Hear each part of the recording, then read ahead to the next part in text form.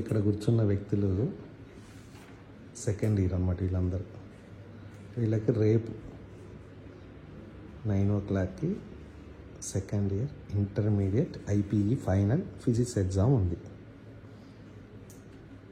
వీళ్ళకి ఎప్పుడు స్టార్ట్ చేశారంటే అదేదో బుల్లెట్ బాయ్ బేబీ బుక్ పట్టుకొని కరెక్ట్గా ఆఫ్టర్నూన్ 1:30కి ఆ బుక్ పట్టుకున్నారు. సంవత్సరంలో ఇంతవరకు పట్టుకోలేదాన్ని. వీళ్ళ కాన్ఫిడెన్స్ ఏందో ఒకసారి చూద్దాం. అసలు పాస్ అవుతారు ఈ మొహాలు అనేది చూద్దాం ఒకసారి.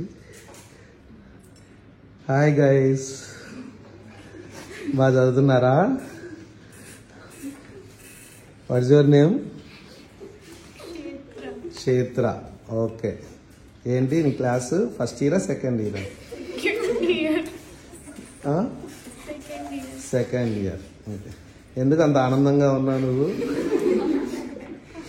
మీకు ఇంటర్మీడియట్ ఐపీఈ ఫిజిక్స్ ఎగ్జామ్ ఎప్పుడు? రేపు. ఎప్పుడు స్టార్ట్ చేసాం మన ఐపీఈ ప్రిపరేషన్?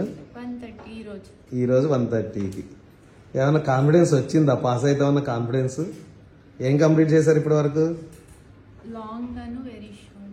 అంటే 20+16 36. పాస్ మార్క్ ఎంత?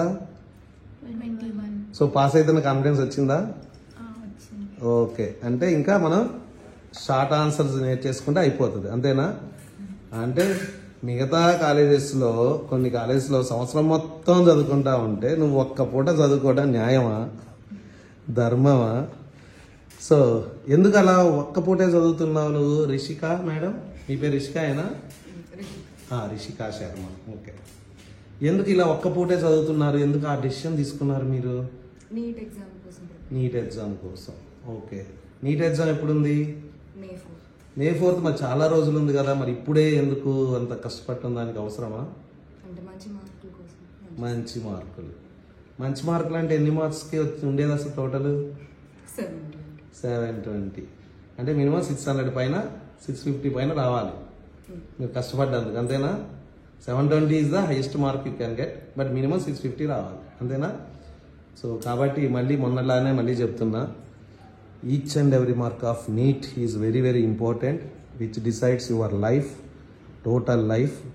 కాబట్టి ఐపీకి జస్ట్ పాసింగ్ ఈజ్ ఎనఫ్, 50% కాబట్టి మనకి ఎలిజిబిలిటీ అనేది.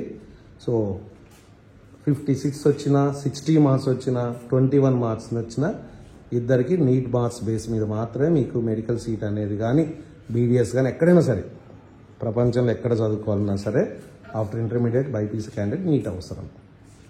ఓకే.